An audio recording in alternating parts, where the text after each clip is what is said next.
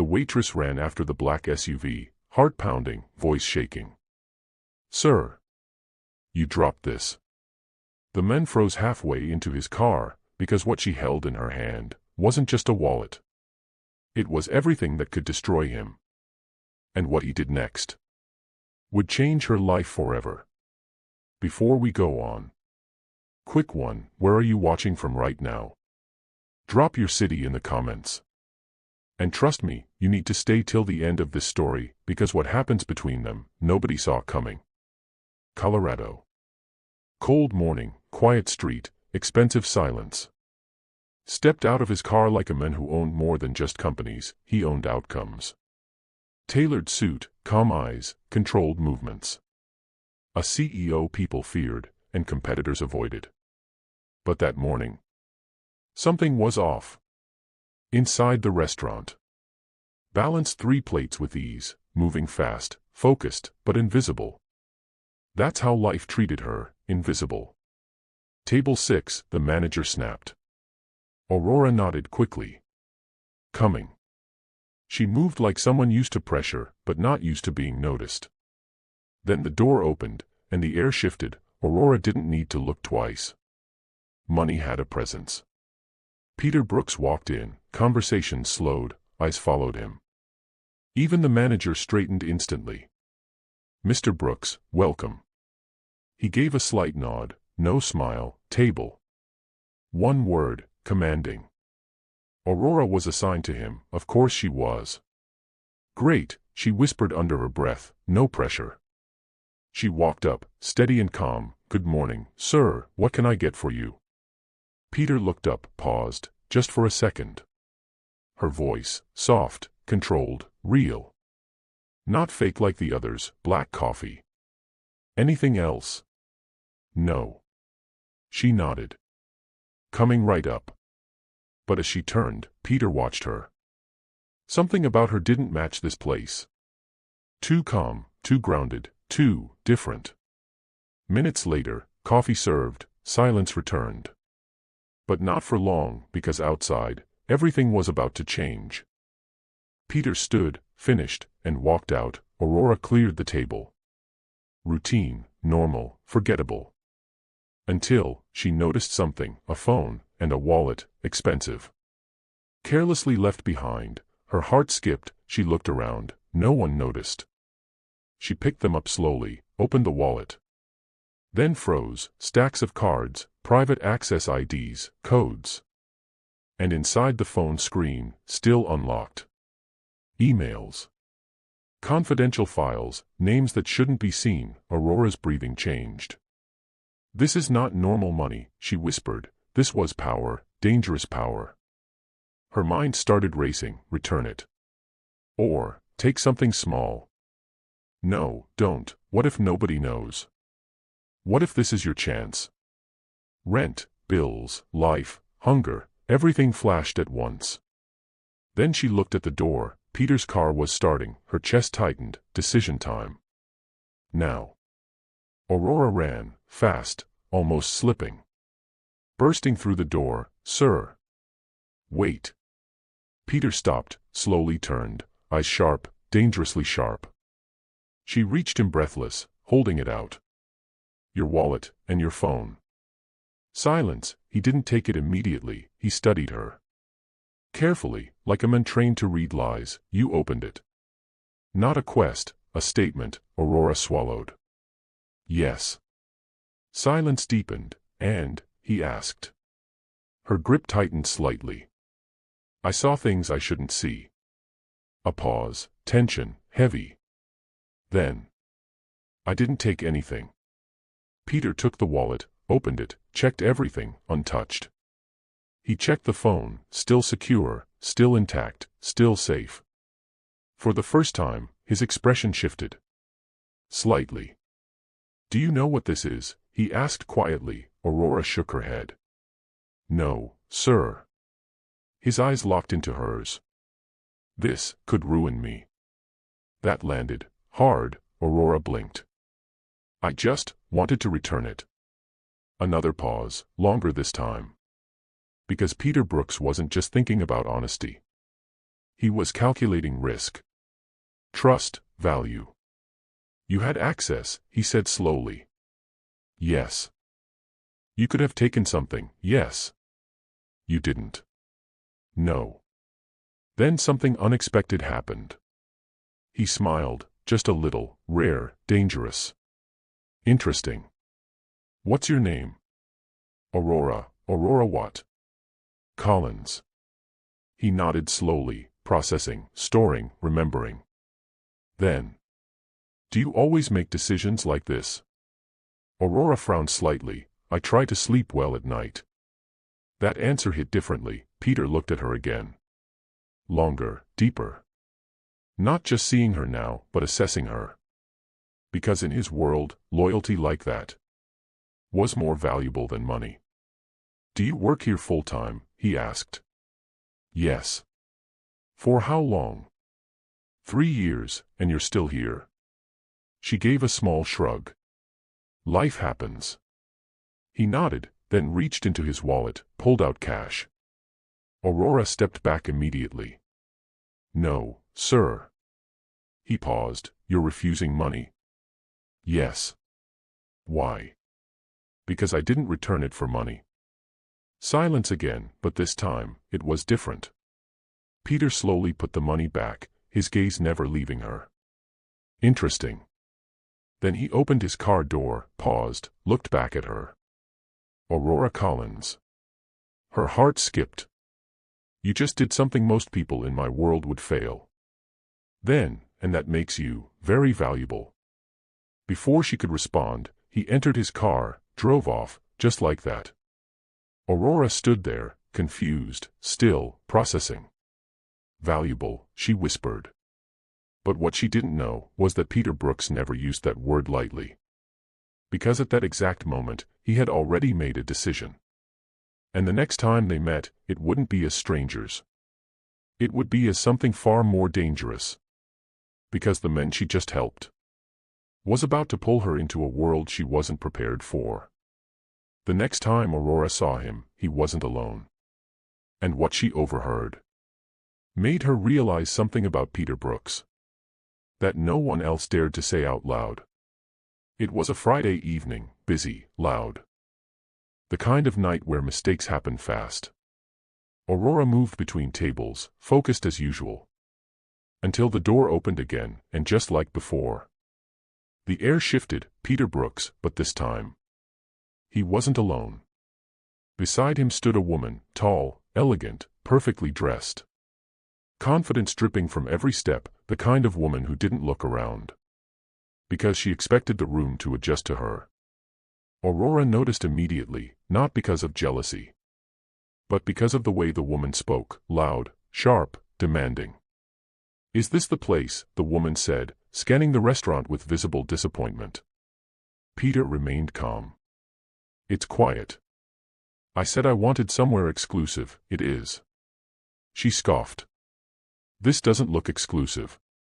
Aurora approached their table, professional, calm. Good evening, sir. Peter looked up, and for a brief second, his expression changed, recognition. Aurora felt it too, that same strange pause, but she stayed composed. Welcome back. The woman turned slowly, eyebrows raised. Wait, you know the waitress. Aurora ignored the tone. What can I get for you? The woman didn't answer immediately. Instead, she leaned back. Studying Aurora, judging, measuring. Then. I'll take the most expensive thing on your menu. Aurora nodded. Yes, Ma. And make sure it's actually expensive, she added. Peter exhaled slowly, already tired. As Aurora walked away, she heard it, the conversation, clear, unfiltered. I hope you didn't bring me here to waste my time, the woman said. Peter's voice stayed calm. Relax. I don't do relax. I do results. And what exactly are you expecting tonight? The woman smiled, cold. Let's not pretend. You're successful. I'm attractive. Let's not complicate it. Aurora paused mid-step, not intentionally, but that sentence, it landed. She continued walking, but something about it didn't sit right. Back at the table, things only got worse. I like men who can provide, the woman continued. Peter raised an eyebrow slightly. I already provide. That's not new.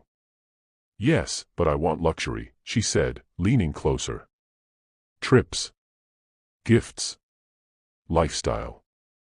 Peter leaned back, studying her now, the same way he studied Aurora. But this time, there was no interest, only calculation. Aurora returned with their order, placed it gently, but the tension at the table. Impossible to ignore. Is this the most expensive? The woman asked immediately. Yes, Ma. She inspected it like it offended her. Aurora turned to leave, then paused, because Peter spoke. Aurora. She turned back. Yes, sir. The woman's eyes narrowed instantly.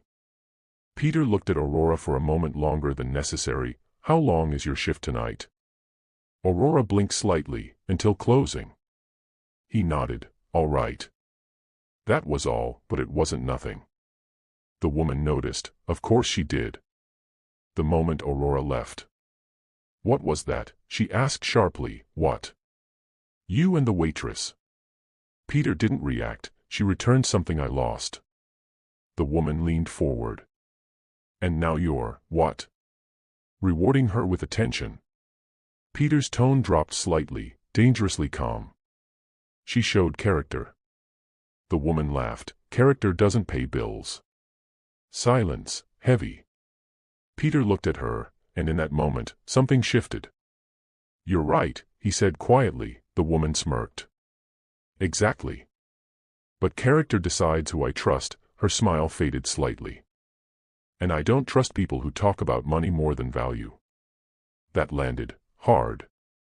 The woman leaned back, crossed her arms. Oh, so now I'm the problem. Peter didn't answer immediately, because he didn't need to. The silence said everything. Minutes later, the date was over. The woman stood up abruptly. This was a waste of time. Peter didn't stop her. Have a good night, he said calmly. She scoffed and walked out. He didn't look back. Aurora watched from a distance, not staring, but noticing. Because something about that interaction felt important. Peter sat there alone for a moment, still, thinking. Then, he stood up, and walked toward the counter. Aurora met him halfway, professional as always. Is everything okay, sir? He looked at her, really looked this time, not like before. Not just curiosity. This time, there was intention. Do you always listen to conversations? He asked. Aurora's eyes widened slightly. Not intentionally. He nodded. Good. Then, I need someone like you. Aurora blinked. Sir. Someone who sees, and doesn't exploit. Her heartbeat picked up. I'm just a waitress. Peter shook his head slightly. No. You're more than that. Then he did something unexpected. Are you free after your shift? Aurora froze, not out of fear, but confusion. Sir. It's not what you think, he added calmly. I want to talk. She hesitated. This was new, unfamiliar, risky. About what? Peter stepped slightly closer, not intimidating, but intentional. About opportunity.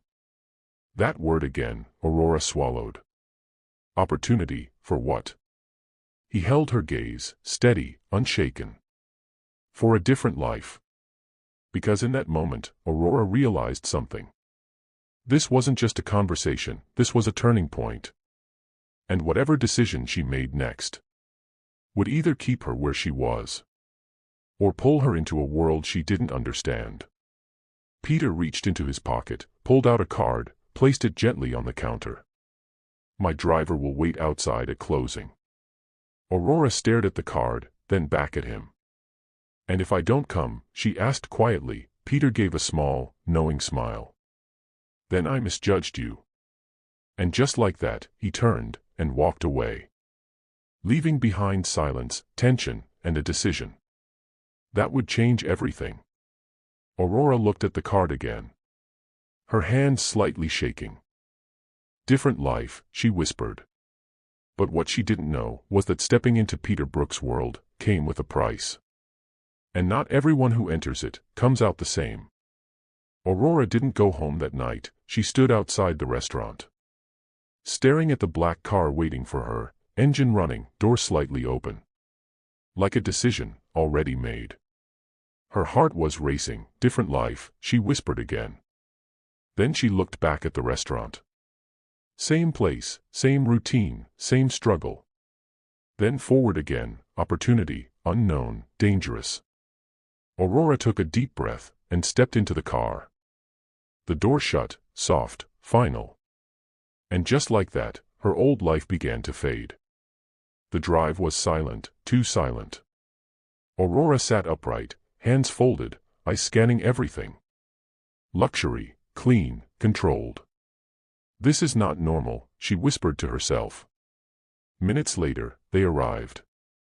A massive house, no, a statement. Lights glowing, security tight, everything about it said one thing: power lives here. Aurora stepped out slowly. Her slippers felt louder than usual, like they didn't belong on that ground. Inside, everything was perfect, too perfect. And then she saw him, Peter Brooks, waiting, calm. Like he already knew she would come. I wasn't sure you would, he said. Aurora exhaled lightly. I wasn't sure too. A small smile, rare. Sit, he said. She sat carefully, still alert, still unsure. Peter didn't waste time. I'll be direct. Aurora nodded. What you returned that day? He paused, measured his words. Wasn't just money. Her chest tightened. I figured. He walked slowly, hands behind his back, controlled. That phone contained access codes, financial routes, private deals. He stopped, looked at her. If that got out, I wouldn't just lose money. I would lose everything. Aurora swallowed. And you still gave it back? She nodded. I didn't want problems. He almost smiled. It's bigger than problems. Then, he sat opposite her. I need someone I can trust. Aurora frowned slightly. Sir, I'm not qualified for anything like that. Peter shook his head. You're qualified in the only way that matters. Integrity. That word hit differently. Aurora looked down briefly, then back up. And what exactly do you want from me? Peter leaned forward slightly. Stay. She blinked. Stay. In this house. Her heart skipped. As what? A pause, then. Someone close. That wasn't clear, and it was intentional. Aurora stood up slowly. I don't understand. Peter stood too, closing the distance slightly. I don't bring people into my space easily. Silence. You're not like others. She shook her head lightly. Sir. I'm just trying to survive. He stepped closer, voice softer now. And I'm trying to find something real. That changed everything. Aurora's breathing shifted. Why me? She asked quietly. Peter didn't answer immediately, because the answer mattered. Then. Because you didn't choose money when you needed it most. That tells me everything. Aurora looked away briefly, emotions rising, confusion, fear, hope. I don't belong here, she whispered. Peter's voice came immediately. You do. She shook her head. No, this is your world. He stepped even closer now. Then let me show you there's space for you in it. Their eyes locked. For a moment, no power. No money, no difference. Just two people, standing too close, feeling something neither planned. Aurora stepped back slightly. I don't want to be another person in your life that you manage. That line hit hard. Peter paused, then nodded slowly. Fair. Then don't be. Be the one I don't control. That was different. Aurora looked at him again, this time, not as a CEO, but as a man. And she saw it, loneliness, hidden behind power. You're not used to people like me, she said softly. He smirked slightly. No. And you're not used to people like me either. She almost smiled. True. Silence, then. They both laughed, light, real, and something shifted. Days turned into weeks. Aurora didn't just stay, she changed the house. Her laughter filled empty spaces, her voice replaced silence, her presence unavoidable. Peter noticed everything, the way she spoke without fear. The way she didn't chase his money, the way she challenged him.